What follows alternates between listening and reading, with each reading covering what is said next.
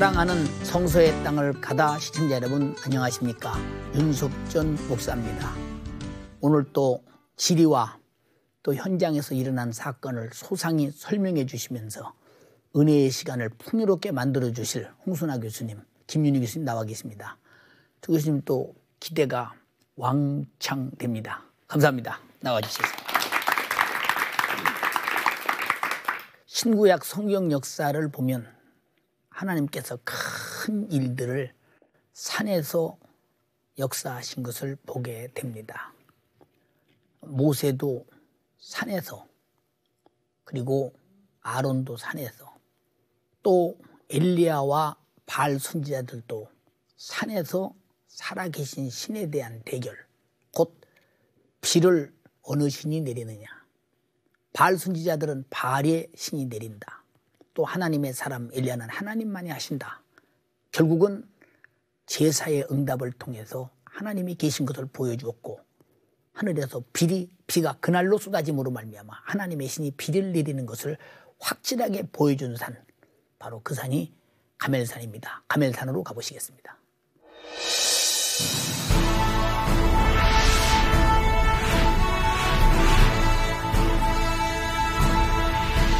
이스라엘 골짜기를 따라 남동쪽으로 가면 길게 뻗은 산맥이 나오는데 이곳에 갈멜산이 있다.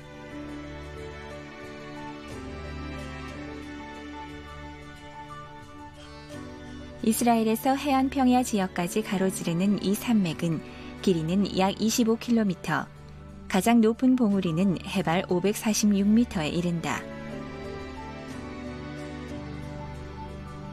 므낫세 지파의 땅에 속해 있는 갈멜산은 이처럼 언제나 푸르른 곳이었으며 하나님의 예언 때마다 비유로 언급되던 중요한 장소였다.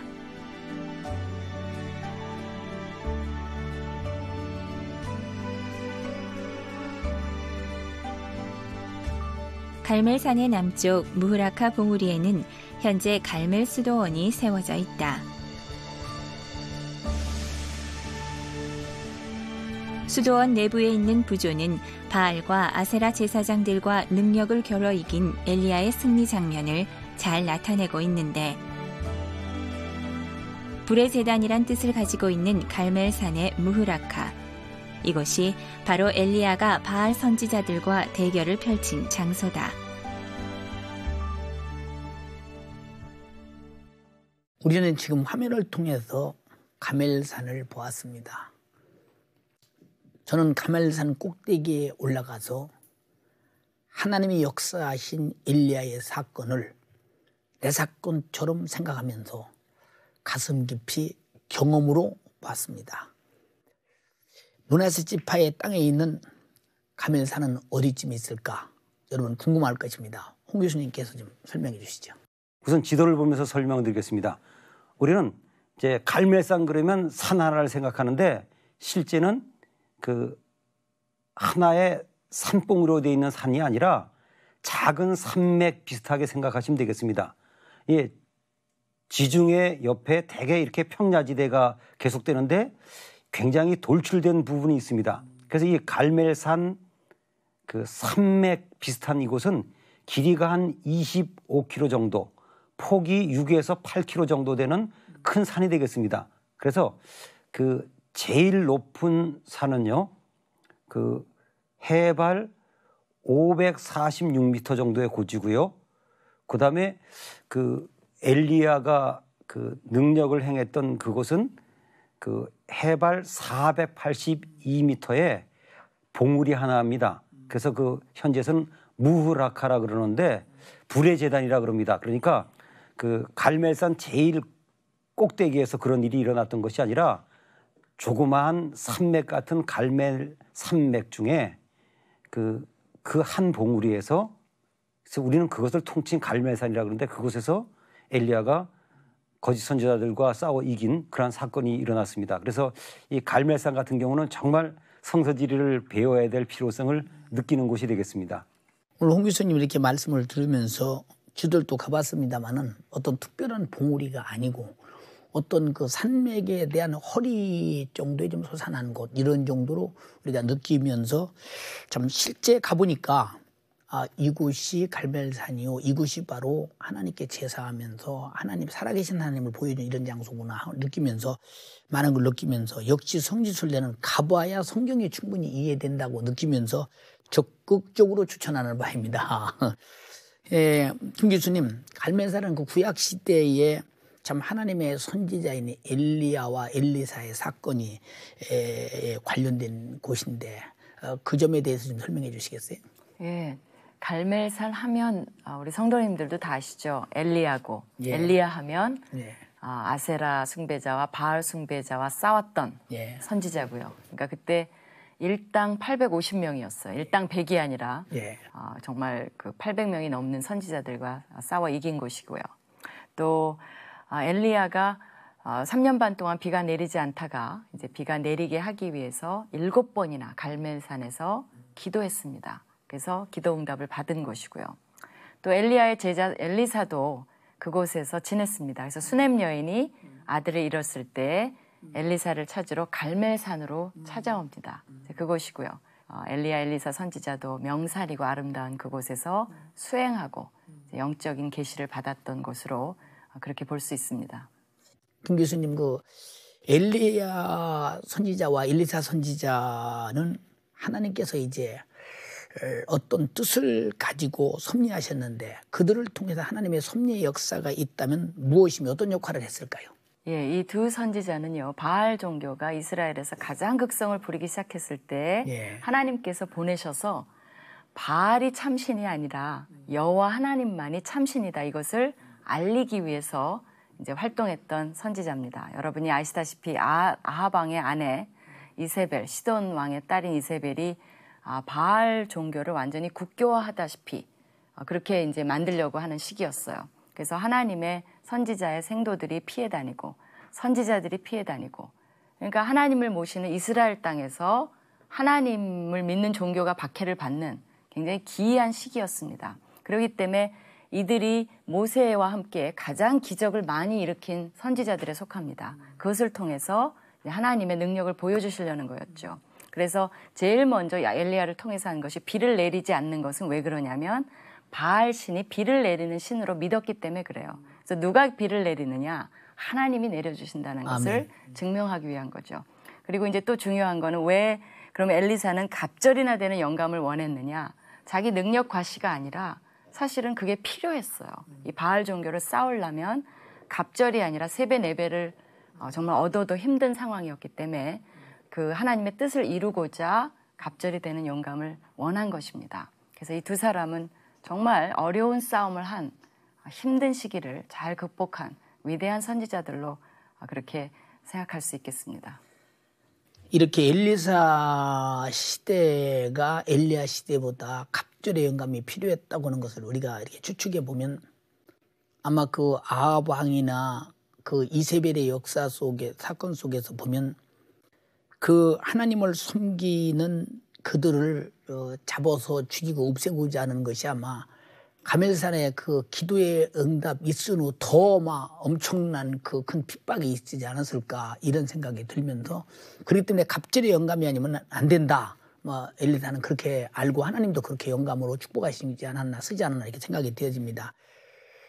이번에는 므낫세 지파의 땅에 있던 또 하나의 산 길보아 산으로 가보시겠습니다.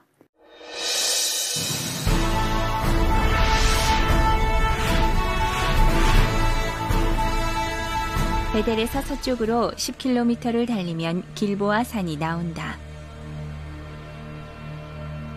길보아 산은 요단 계곡에서 이스라엘 평야로 통하는 길목에 있었기 때문에 많은 전투가 일어났다.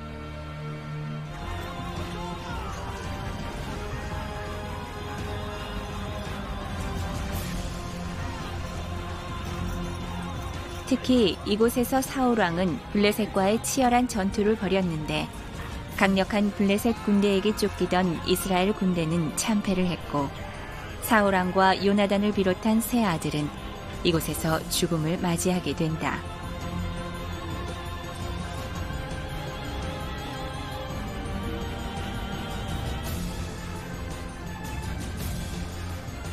이곳이 므낫세 지파의 땅 길보아 산이다. 여러분은 지금 화면을 통해서 길보아 산을 보셨습니다. 이게 산만 보시면 저곳에서 어떤 하나님의 사건이 있을까 하고 궁금과 함께 잊지 못할 것입니다. 지금부터 궁금해 하시기 바랍니다. 그래 좋은 대답을 듣겠습니다. 우리 홍 교수님 그 문하세 지파의 그 땅에 있던 길보아 산은 어떤 곳인지 또 장소를 좀 잘 설명해 주시죠. 예, 이 길보아 산도 예. 그 우리가 그냥 길보아 산 그러면 뭐 예를 들면 서울시에 있는 남산처럼 이렇게 하나의 봉우리만 알 수 있는데 이것도 이제 약간의 작은 산맥 비슷하다라고 하는 개념을 가지고 지도를 보시겠습니다. 이 길보아 산은 하나의 봉우리가 아니라 좀 깁니다. 길이가 한 18km 정도 되고요.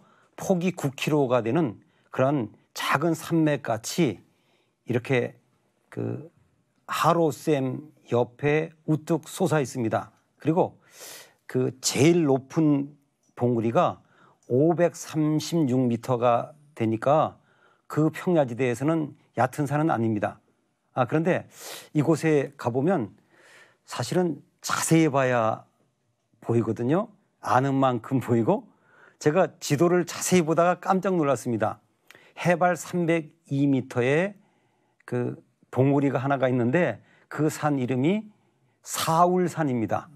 그리고 서쪽 조그만 봉우리가 있는데 기브앗 요나단이에요. 그러니까 이스라엘 사람들은 역시 그 봉우리 이름에도 성경의 인물들을 연결시켜 가지고 그 기록한 것을 보고 제가 깜짝 놀랐습니다. 그래서 우리는 되게 그냥 그 길보아 산만 기억하는데 자세히 그 큰 지도를 보니까 봉우리에 그 두 사람의 이름이 기록된 것을 보고 그렇구나. 그러면서 이곳은 역시 그 이스라엘에서 제일 중요한 평야지대인데 그만큼 취약지구 아니겠습니까? 그 전쟁터가 되는 그 이스라엘 골짜기와 하로셈 그 평야지대에 우뚝 솟은 그러한 곳이기 때문에 특별히 전쟁터가 될 수밖에 없었습니다. 오늘 교수님 말씀 들으면서 길보아 산을 충분히 지리적으로 아마 이해가 됐으리라고 생각됩니다. 그런데 홍 교수님 길보아 산에서는 이스라엘의 참 창건 한 그 이스라엘의 역사 속에 참혹한 그 전쟁이 그 있었을 텐데 그 점을 좀 설명해 주시겠어요? 사실은 이 길보아 산은요 이스라엘 민족에게는 비극의 장소입니다. 예. 어쨌건 간단히 결과로 이야기하면 초대 왕이었던 사울 왕이 전사했습니다. 예. 그리고 세 아들 그 요나단까지 포함한 세 왕자가 같은 곳에서 나라를 위해서 싸우다가 전사한 그런 이스라엘 사람들은 그 치욕으로 기억할 수밖에 없는 그러한 끔찍한 전쟁이 일어났던 곳입니다. 예. 그 전쟁을 좀 자세히 좀 설명해 주신다면요. 예. 이 전쟁이 이 정상적으로 보면 북쪽에서 내려오는 아람이나 이런 군대들하고 싸워야 되는데 블레셋 군대하고 싸웠습니다. 이게 좀 그 지리를 또 알아야 되는 것 같습니다. 이 블레셋 사람들이 목사님 아시는 대로 이제 예루살렘 쪽에 있는 그 해안가 그 블레셋 평야라 그러죠. 예. 그 남쪽 지역에 있던 군인들이 이 지역까지 올라갔습니다. 예. 그리고 어디서부터인지 모르지만 이스라엘 사람들이 패전하면서 계속 쫓겨간 겁니다.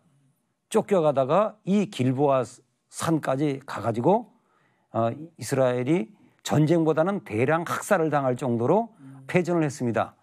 그리고 이제 그 사울 왕의 세 아들이 죽었고요. 그 다음에 사울 왕이 화살을 맞아서 중상을 입었습니다. 저는 이것이 비극이라고 생각합니다. 어떤 학자는 이렇게 이야기합니다. 이 사울 왕은 불쌍하다. 왜냐하면 옛날 무기들은 사거리가 짧았거든요. 뭐 화살이 해봤자 몇백 미터인데 어떻게 왕을 제대로 보호 안 해가지고 왕이 이게 백병전도 아니고 멀리서 쏘는 화살을 맞을 정도로 경호를 안 했느냐 이렇게까지 해석합니다. 그런데 그가 중상을 입고 이제 적군의 손에 잡히기 싫으니까 자기 부하한테 죽이라 그랬는데 안 죽으니까 자살을 했습니다. 또 그 부하도 그래요. 어떻게든지 시신을 좀 숨겨놓든지 같이 그냥 흥분해가지고 같이 자살해버리는 그야말로 안타까움이 많은 그런 전쟁이었습니다. 그 전쟁이 없었으면 좋을 뻔했다 싶을 정도로 마음이 아프네요. 우리 김 교수님, 사실 사울 왕을 통해서 이스라엘이라는 나라를 창건했다게도 그 왕의 제도로서는 그 아마 과언이 아니지 않나 싶습니다. 그런데 하나님이 이렇게 창건한 왕을 전쟁에서 이렇게 죽도록 허락하신 사건 속에는 분명한 하나님의 섭리가 있을 것이며, 사울과 하나님과의 어떤 관계 속에서 아마 일어난 사건이 아닌가라고 하나님의 섭리론 쪽에서 분석해 보자면 어떻게 설명해 주시겠습니까? 네, 이 사울 왕이 길보아 산에서 죽기 전에요. 예. 사울 왕이 찾아간 곳은 안타깝게도 하나님이 아니라 엔돌에 사는 신접한 여인입니다. 그 여인에게 가서 사무엘이 실제냐 아니냐 그런 논란은 차치하고요. 그 세 가지 정도를 그 유령이 얘기를 합니다. 이제 그 사건 속에서 무슨 얘기를 하냐면, 여호와 하나님이 사울을 떠나서 사울의 대적이 됐다. 그 다음에 다윗에게 왕위를 주겠다. 그 다음에 세 번째는 왜 그럼 하나님이 그렇게 하셨느냐, 이유를 뚜렷이 얘기해 줍니다. 그 이유는 뭐냐면 사울이 하나님 말씀에 순종하지 않았다는 거예요. 그리고 그 대표적인 예로서 아말렉을 시킨 대로 멸하지 않았기 때문이라고 가르쳐 주십니다. 그리고 블레셋에 의해서 죽을 거라고 얘기를 해요. 성경에서 이처럼 뚜렷하게 하나님의 그런 의도를 밝힌 부분도 드문 것 같습니다. 예. 그래서 결국은 그 말씀대로 이루어진 것을 볼 수가 있어요. 그러니까 사울의 죽음은 본인이 자초한 또 하나님의 심판이라고 결론 지을 수가 있겠습니다. 참 안타깝네요. 참 이 사울을 생각해 보면 하나님의 기대가 얼마나 큰 기대를 가지고 초대왕을 세웠는데, 이토록 하나님의 세우신 뜻을 참 여지없이 짓밟고 이렇게 가장 불행하게 인생을 마쳤나 싶으니까 그 인생도 안타깝지만 그 영혼들만 안타깝나 싶으면서 우리에게 오늘의 삶을 시사해 주면서 많은 교훈을 주는 것 같습니다. 김 교수님, 사울 부자들의 그 죽음이 이스라엘 역사 속에서 어떤 영향을 미쳤을 텐데 그 미친 영향이 어느 정도인지. 예. 그러니까 사울 왕과 그 아들들의 죽음을 기록한 사건은요. 예. 사실 다윗 왕을 부각시키기 위한 목적도 많이 있어요. 그러니까 이제 사울 왕이 죽음으로 우리가 첫 번째 생각해 볼 수 있는 것은 다윗 왕의 출현에 정당성을 부여해 준 거죠. 그러니까 사울이 악당적인 그런 역할을 함으로써 다윗을 빛나게 했다. 요나단은 반대지만요. 물러남으로 양보함으로써 다윗을 빛나게 한, 그렇게 볼 수가 있고요. 두 번째는 다윗 왕이 왕위를 찬탈하지 않고 하나님이 사울 왕의 자연적인 죽음으로 왕위를 다윗에게 줄 수밖에 없는 그런 하나님께서 정당성을 다윗에게 주신 것을 또 볼 수가 있어요. 그다음에 이제 세 번째는 결국 이런 것을 통해서 이스라엘의 왕권을 주시는 분은, 왕을 세우시고 멸하시는 분은 하나님이시고 그 모든 것이 하나님의 주권임을 우리가 되새겨 볼 수 있습니다. 교수님 이렇게 말씀 들으면서 하나님의 그 합리적인 역사 속에서 참 일어나는 상황을 보면은 악역을 해서는 안 되겠다 싶으면서 우리는 참으로 사울의 편에 설 것이냐 다윗의 편에 설 것이냐 한다면 다윗의 편에 서서 참 하나님의 섭리를 잘 이루어지는 대로 받아들여야 되겠다 하는 걸 느끼면서 안타깝게 사울의 죽음에 대해서 다시 한번 우리가 시사하는 바가 크다고 생각이 됩니다. 그럼 이 사건에 대해서 오늘날 우리에게 주는 교훈이 있다면 무엇일까요? 네, 이 사울과 다윗을 통해서 좀 배워보고자 해요. 네. 사울을 통해서 우리가 배울 수 있는 것은 결국 아까도 말씀드렸듯이 하나님의 말씀을 순종하고 청종하는 것, 이것의 중요성은 아무리 강조해도 지나치지 않는 것 같습니다. 또 하나는 이제 사울의 연기에서 불의한 방법으로 자기의 영예를 위해서 정권을 유지하려고 하는 거, 이것이 결국 오래가지 못한다는 거죠. 그래서 그걸 배울 수 있고요. 다윗을 통해서 배울 수 있는 거는 뭐냐면 하나님을 의지하는 자에게 주시는 상급이에요. 그래서 하나님이 자연스럽게 다윗을 세워주시는 것을 볼 수가 있습니다. 또 하나는요, 이 죽음으로 모든 것이 끝나지 않는다는 것을 저는 철저히 배웠어요. 왜냐, 사울은 죽었으면 끝나야 되는데 그 죽음이 얼마나 불명예스럽고 얼마나 안타깝고 해서는 안 될 죽음이냐라는 것을 우리가 지금 방송을 통해서도 얘기하고 있잖아요. 그래서 저는 이걸 보면서 죽어도 잘 죽어야 되겠고 또 영예롭게 죽어야 되겠고 하나님 뜻대로 죽어야만 좋게 기억이 되겠다라는 그 영적인 교훈을 우리가 되새길 수 있습니다. 한 번은 우리 집사람이 굉장히 정중하게 얘기를 합니다. 목사님, 사람은 살아서에 전하는 메시지보다 죽은 다음에 모든 사람들이 죽은 사람을 향한 그 사람의 삶에 대한 메시지가 길이길이 빛나도록 살아야 합니다. 그 소리를 가만히 들으면서 사람은 죽으면 이름을 남기고 짐승은 죽으면 가죽을 남긴다. 바로 이름이라는 것은 그 사람의 삶의 역사겠죠. 그래서 굉장히 조심스럽게 그 소리가 항상 삶 속에서 내 귀에서 떠나지 않으면서 그렇게 사라질지는 모르지만 한두 사람이라도 그렇게 살았다고 할 수 있도록 살고 싶은 마음은 간절합니다. 오늘 이렇게 우리에게 주시는 메시지, 또 오늘 이 가멜산과 이 오늘날 우리에게 주어지는 이 여러 가지 길보아 산을 통해서 참 많은 것을 깨닫고 느꼈습니다. 우리 정말로 잘 살아야 되겠다 이런 생각이 들면서 우리 방청객들의 질문을 받고 또 시원하게 대답하고 은혜의 시간을 가지고 마감했으면 합니다. 우리 방청객의 질문을 받아보겠습니다. 네, 저는 홍 교수님께 여쭤보겠습니다. 아까 전쟁에서 사울왕이 죽고 나서 그 시신을 벳산에 걸어두었다고 성경에 나오는데요. 왜 그렇게 했는지 궁금합니다. 예, 그냥 그 성경을 읽으면 뭐 걸어놨으니까 걸어놨나 보다 그렇게 생각할 수 있는데 그렇게 의문을 갖고 성경을 보면 특별히 그 지리적인 해석이 나와서 더 재미있게 됩니다.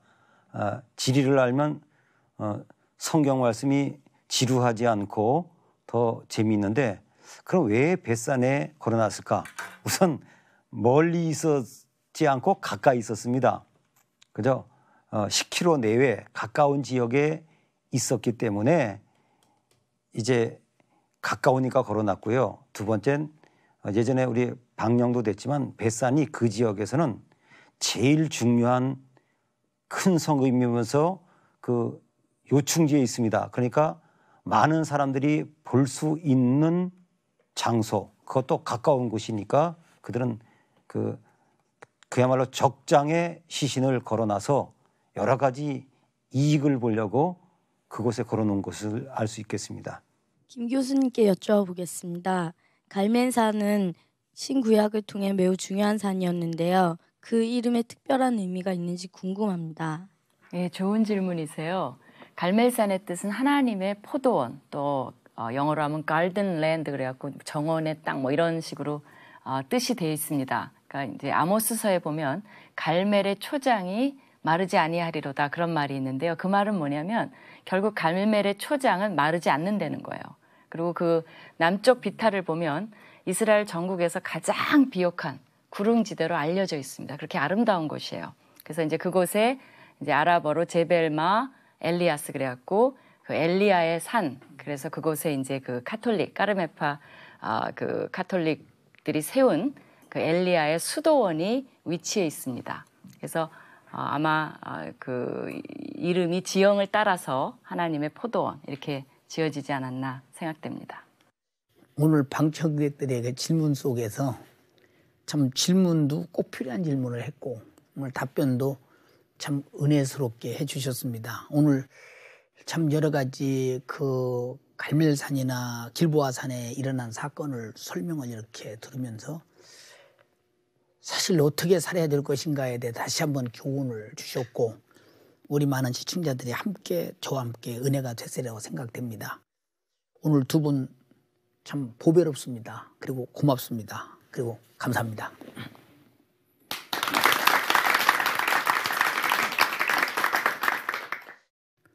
길보아산 사울은 그곳에서 비참한 자녀와 함께 죽음을 가져왔습니다. 그 이유는 교만했고 하나님을 무시했고 무슨 일이 있으면 하나님을 찾아가야 할 하나님의 세운 왕이 왜 신접한 여인을 찾아갔을까? 우리가 볼 때 죽을 짓을 했구나 싶습니다. 우리는 모두 참으로 엘리야와 같이 하나님 앞에서 살아계심을 만인에게 보여준 우리의 삶, 또 엘리사를 섬겨서 수님 여인처럼 복을 받던 우리 모두는 하나님의 사람을 잘 섬겨서 복을 받기를 바라며, 사울처럼 교만하고 오만불순하고 하나님을 대적하고 신접한 사람을 찾아가는 사람이 아니라 무슨 일이 있을 때 하나님께 즉각 찾아가 기도하고 하나님으로 해결하는 여러분이 된다면 오늘 프로가 큰 축복으로 여러분 삶 속에 아마 체험이 될 것입니다. 감사합니다.